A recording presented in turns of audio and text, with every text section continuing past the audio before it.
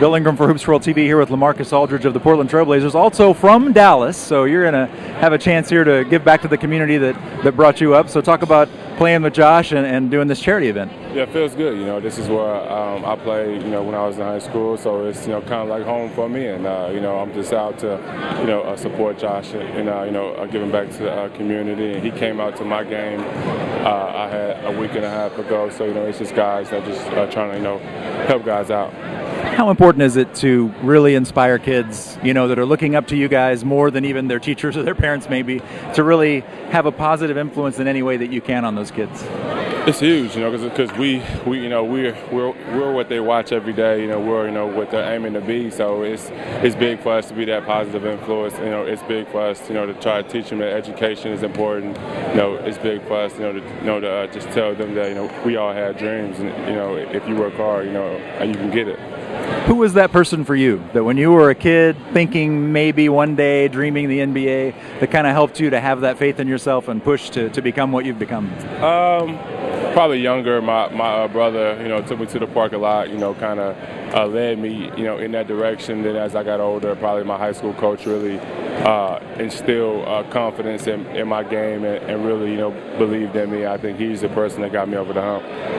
As much as there's not too much positive about us not talking about NBA basketball right now, Brandon Roy, Greg Oden, some guys that have struggled with injuries, do you feel like this might be some time that they can use to maybe really be ready whenever the season finally gets started? I don't think just them. I think a lot of guys that are kind of banged up, a lot of the older guys, in the league are probably going to, take advantage of this time. I think we all want to play, but I think, the older guys, and the guys that are coming off of injuries, are definitely probably rehabbing more this time and just trying to, make something positive out of it. Raymond Felton, perhaps going to be the best point guard you've played with in your career. Talk about what he might bring. He brings some fire and some passion. He feels like he's got something to prove, too. Yeah, first, Andre Miller was a very, very good point guard, but I definitely see positive things happening between myself and Ray Felton.